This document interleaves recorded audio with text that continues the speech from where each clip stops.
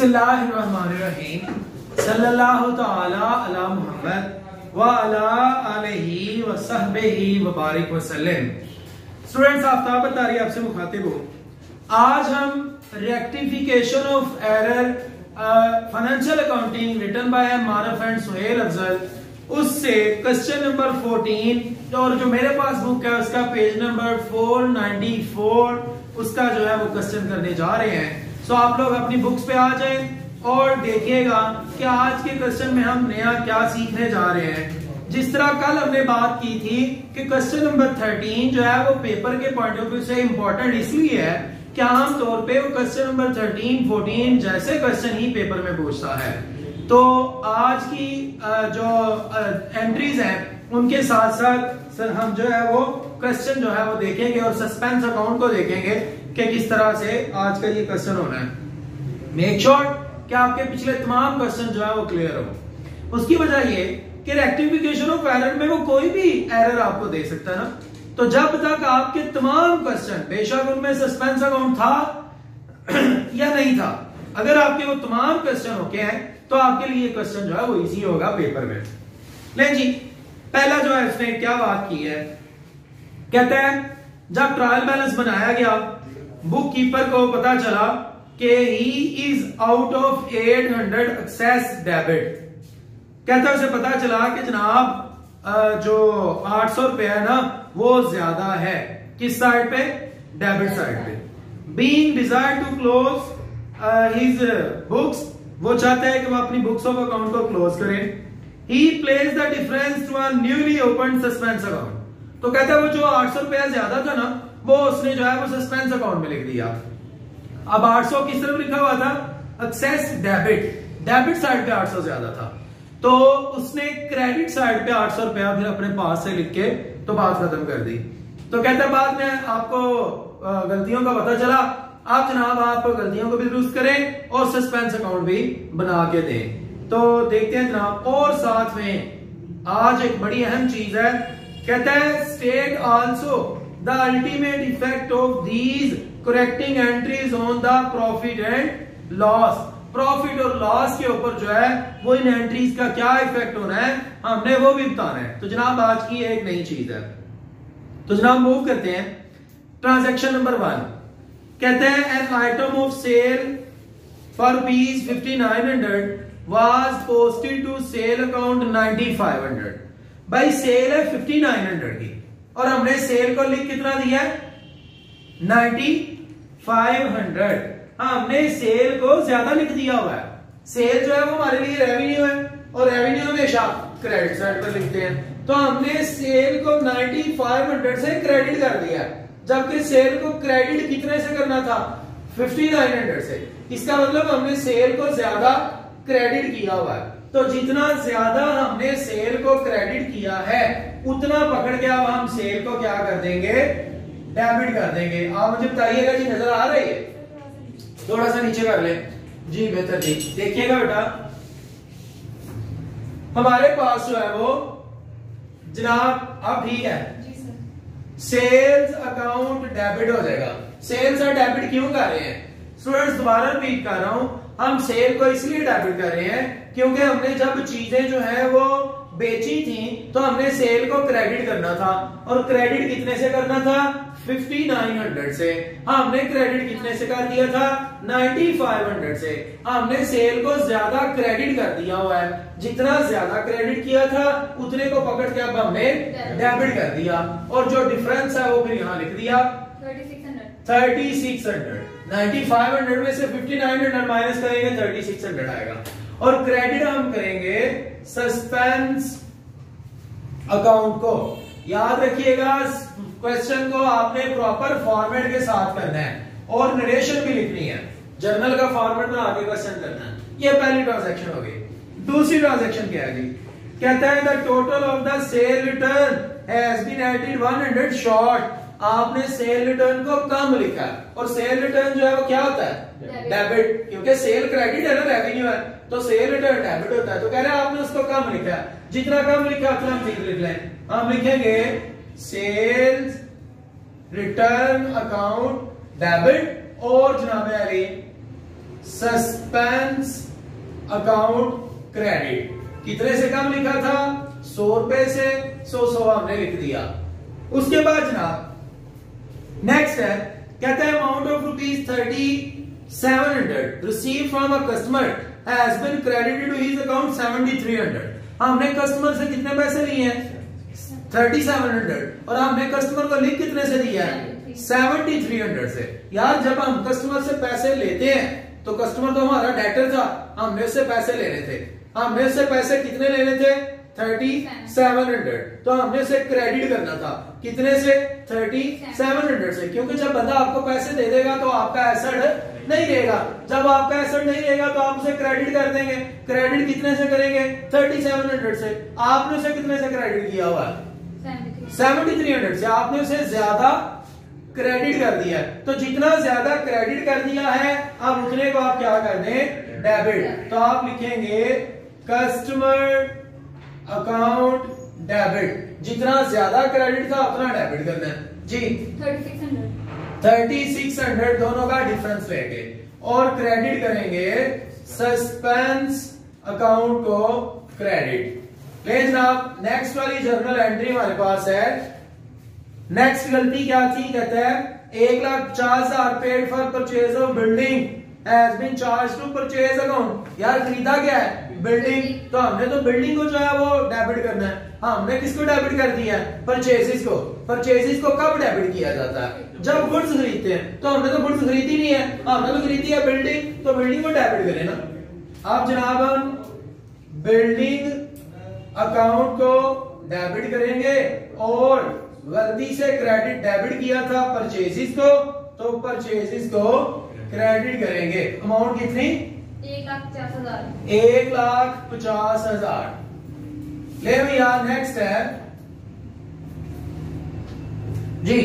Next है हमारे पास, कहता है a sum of ₹9500 return of from building. कहता है 9500 रुपया जो है वो बिल्डिंग में से आपने राइट ऑफ करना है एज डेप्रीसिएशन। डेप्रीसिएशन का डेप्रीसिएशन आपको पता है कि एक्सपेंस होता है। जब भी एक्सपेंस हो तो हम उसको डेबिट करते हैं। एक्सपेंस में इजाफा डेबिट। डेप्रीसिएशन डेबिट होती है और बिल्डिंग डेप्रीसिएशन हुई है तो बिल्डिंग एक एसेट है, एसेट की वैल्यू कम हो तो हम उसे क्रेडिट करते हैं। तो एंट्री पास होनी चाहिए डेप्रीसिएशन डेबिट और बिल्डिंग क्रेडिट, क्योंकि ये एक्सपेंस है। लेकिन क्या हुआ? कहता है has not been posted to depreciation account. कहता है आपने डेप्रीसिएशन को नहीं लिखा। यार डेप्रीसिएशन एक एक्सपेंस है, आपको लिखना चाहिए डेप्रीसिएशन डेबिट। वो कह रहे नहीं आपने डेप्रीसिएशन को नहीं लिखा, तो लिख दे। अब हम डेप्रीसिएशन को डेबिट कर देंगे। डेप्रीसिएशन अकाउंट डेबिट और क्रेडिट हम करेंगे सस्पेंस को। सर बिल्डिंग को नहीं करेंगे भाई। उसने ये नहीं कहा कि बिल्डिंग को नहीं लिखा, उसने कहा सिर्फ और सिर्फ आपने डेप्रीसिएशन को नहीं लिखा। सो उसको नहीं लिखा तो अब हमने लिख दिया डेप्रीसिएशन अकाउंट डेबिट और सस्पेंस अकाउंट क्रेडिट। अमाउंट कितनी है? 9500। ले जी नेक्स्ट हमारे पास है लास्ट वन। कहता है an amount receive from debtor. हमने डेटर से पैसे लिए 9700 has been debited to his account 7900। देखें जी यहां पर आप गलती नहीं बल्कि आप गलतियां कर रहे हैं। दो गलतियां आप कर रहे हैं। कैसे? कहता है amount receive from debtor. Debtor से आपने पैसे लिए हैं कितने? 9700। तो डेटर तो हमारा एसेट होता है। जब वो हमें पैसे दे दे तो हमने उसे क्रेडिट करना होता है। असल में हमने एंट्री ये पास करनी होती है। ये नजर आ रहा है? जी। तो जनाब हमने ना असल में एंट्री ये करनी होती है जब डेटर से पैसे लेते हैं हम लिखते हैं कैश डेबिट और डेटर क्रेडिट। ये एंट्री पास होनी चाहिए कि डेटर अब आपका एसेट नहीं रहा, एसेट में कमी क्रेडिट। और कह रहा है आपने पता क्या किया? आपने ये किया कि जनाब डेटर की जगह एक तो अमाउंट गलत लिखी और दूसरा डेटर को उल्टा कर भी क्या दिया? डेबिट कर दिया। ये एंट्री दुरुस्त थी, ये एंट्री पास होनी चाहिए थी और अमाउंट भी ये लिखी जानी चाहिए थी। और आपने जनाब अली जो अमाउंट लिखी, सॉरी अमाउंट जो है ना वो आनी चाहिए थी 9700 और इधर भी 9700। आपने अमाउंट भी गलत लिखी और आपने डेटर को क्रेडिट करने की जो है उल्टा डेटर को डेबिट कर दिया। आपने डेटर को डेबिट किया 7900 से। दो गलतियां, एक ये है कि आपने डेटर को डेबिट किया हालांकि ये डेबिट नहीं था होना, और दूसरी गलती है इसको आपने क्रेडिट करना था जो कि आपने क्रेडिट नहीं किया। अब देखिएगा दुरुस्त एंट्री क्या होनी है। अब एंट्री पास होनी है। डेटर को असल में क्या करना है सर क्रेडिट, तो भाई आप क्रेडिट करें डेटर अकाउंट क्रेडिट। कितने से क्रेडिट करना था 9700 से, नहीं किया ना क्रेडिट, तो अब आप उसे क्रेडिट कर दें। और क्या उसे डेबिट करना था, नहीं था करना, आपने उसे डेबिट किया होगा 7900 से, तो ये भी क्या करें 7900 क्रेडिट। जो गलती से डेबिट किया है उसको भी क्रेडिट करके खत्म करें, और जो असल में क्रेडिट करना था उसको भी क्रेडिट करें। और डेबिट किसको करें, सस्पेंस अकाउंट को। स्पेलिंग कंप्लीट लिखने हैं, तो ये जनाब है हमारे पास क्या जवाब है 17600। ये मेरे भैया हमारा जो है वो सवाल है। उम्मीद है कि आप लोगों को बात जो है वो समझ आ गई होगी। किसी किस्म का कोई प्रॉब्लम हो तो आप जो है वो अगेन मुझसे पूछ सकते हैं कमेंट करके, लेकिन इसका मेजर पोर्शन अभी बाकी है। ले जनाब अब जो है वो हम सस्पेंस अकाउंट बनाने जा रहे हैं। प्रॉपर आपने फॉर्मेट बनाना है और फॉर्मेट बना के जो है वो क्वेश्चन शुरू करना है। ले जी सस्पेंस अकाउंट, सस्पेंस अकाउंट, जहां जो है वो सस्पेंस डेबिट हो रहा होगा डेबिट करेंगे, जहां क्रेडिट हो रहा होगा क्रेडिट करेंगे। लेकिन यहां खास बात यह है कि उसने सस्पेंस अकाउंट का कुछ बैलेंस खुद हमें बताया हुआ है, तो कितना उसने बताया है उसकी बात करते हैं जी। कहता है in taking out trial balance बनाते हुए book keeper finds that, book keeper को पता चला he is out ₹800 excess debit, कि उसके पास जो डेबिट साइड है वो 800 रुपए से ज्यादा है। तो जब उसे पता चला था ना कि मेरी डेबिट साइड 800 से ज्यादा है, तो उसने क्रेडिट को डेबिट के बराबर करने के लिए अपने पास से क्रेडिट साइड पे 800 रुपया लिख दिया था। बात समझ आई ना, क्रेडिट उसकी डेबिट जो ज्यादा थी तो उसने चाहा मैं डेबिट को भी इसके क्रेडिट को भी इसके बराबर करूं, तो उसने क्रेडिट साइड पे अपने पास से सस्पेंस के नाम से जो है वो 800 लिख दिया था। तो ये हमारे पास पहले से सस्पेंस अकाउंट का बैलेंस है, बैलेंस ब्रॉट डाउन। अब हम देखते हैं जहां सस्पेंस डेबिट है डेबिट करें, जहां क्रेडिट है क्रेडिट करें। सबसे पहले सस्पेंस जो है वो क्रेडिट है, हम भी क्रेडिट करेंगे। किसकी वजह से, सेल्स अकाउंट की वजह से। फिर सस्पेंस क्रेडिट है, हम भी क्रेडिट करेंगे। किसकी वजह से, सेल्स रिटर्न की वजह से। उसके बाद सस्पेंस जो है वो क्रेडिट है, हम भी सस्पेंस को क्रेडिट करेंगे। किसकी वजह से, कस्टमर अकाउंट की वजह से, कस्टमर अकाउंट की वजह से। फिर जनाब अली सस्पेंस जो है वो क्रेडिट है, कितने से 9500 से। किसकी वजह से, डेटर की वजह से, नहीं डेप्रीसिएशन की वजह से, डेप्रीसिएशन की वजह से। और एट द एंड आप देखें तो सस्पेंस जो है वो डेबिट है, कितने से 17600 से। किसकी वजह से, डेटर अकाउंट की वजह से, डेटर अकाउंट। तो दोनों साइड इसकी बराबर है। तो जनाब मैंने कल भी आपको बताया था कि जब पहले से उसने हमें जो है वो बैलेंस दिया हुआ हो सवाल के अंदर, तो उस सूरत में हमेशा ये जो है बराबर आता है, जहां से हमें पता चल जाता है कि ये क्वेश्चन हमारा बिल्कुल दुरुस्त है। अब जो है वो आखिरी चीज आज की जो अहम है, जो आज के सवाल में नहीं है, उसने ये कहा है give the rectifying entries, prepare suspense account, दोनों काम हो गए।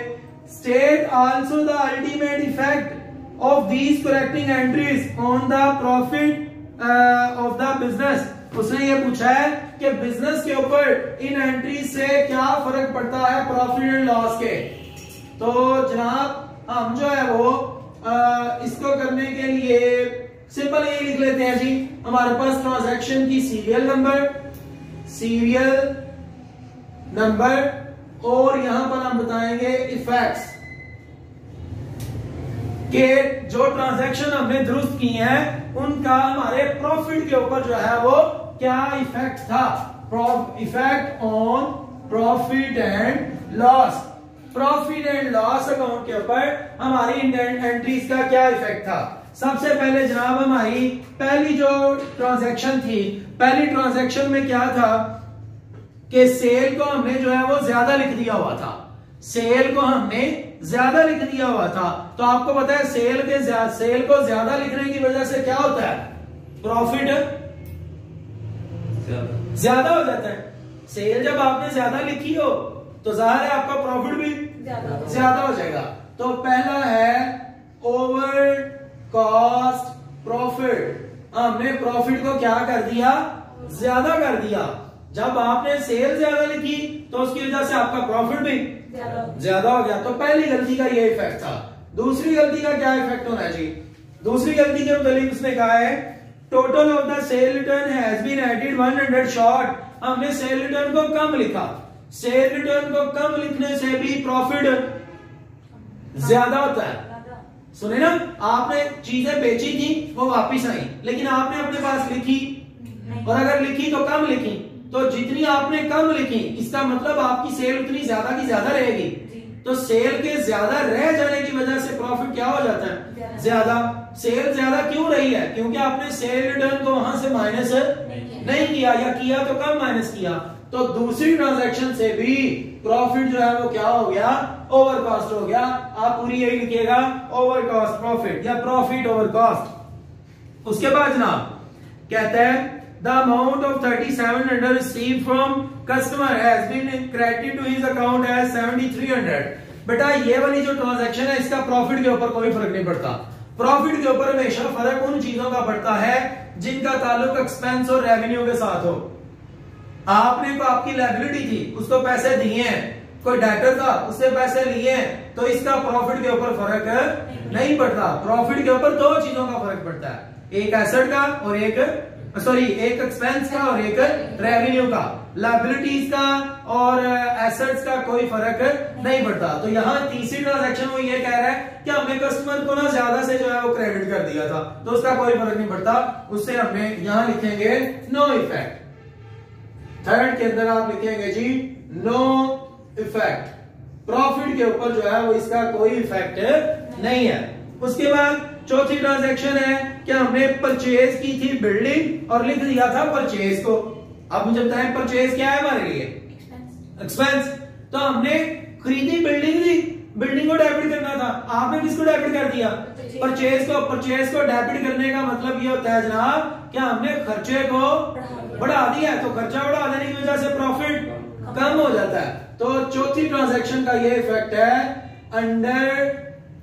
Under cost profit. हमने प्रॉफिट को कम कर दिया, खर्चा था नहीं, ये भी जानबूझ के हमने जो है खर्चा लिखा हुआ था। उसके बाद जनाब कहते हैं डेप्रीसिएशन को ना आपने लिखा नहीं था। डेप्रीसिएशन ना लिखने से क्या फर्क पड़ता है? डेप्रीसिएशन नहीं लिखेंगे तो डेप्रीसिएशन एक एक्सपेंस है, और एक्सपेंस नहीं लिखेंगे तो डेफिनेटली आपका प्रॉफिट ज्यादा हो जाएगा। तो जनाब प्रॉफिट हमने डेप्रीसिएशन नहीं लिखी, डेप्रीसिएशन एक एक्सपेंस है, उसको ना लिखने से आपका प्रॉफिट बढ़ जाता है। तो यहां लिखेंगे ओवर कॉस्ट प्रॉफिट। ये हम वो तमाम इफेक्ट बता रहे हैं जो गलतियों की वजह से हुए थे। और लास्ट है हमारे पास कह रहे हैं एन अमाउंट ऑफ रिसीव। हमने डेटर से ना पैसे लिए, तो जनाब इसका भी हमारे प्रॉफिट एंड लॉस के ऊपर तो कम से कम कोई फर्क नहीं पड़ता, क्योंकि हमने डेटर से पैसे लिए हैं तो उसको हमने कम ज्यादा लिख दिया तो कोई मसला नहीं, नो इफेक्ट। लेकिन उम्मीद है कि आप लोगों को ये बात समझ आ चुकी होगी। आने वाला क्वेश्चन वो क्वेश्चन है जो इंतहाई अहम है पेपर के पॉइंट ऑफ व्यू से अब तक जितने भी हमने किए होंगे। So keep watching Aftab Attari official.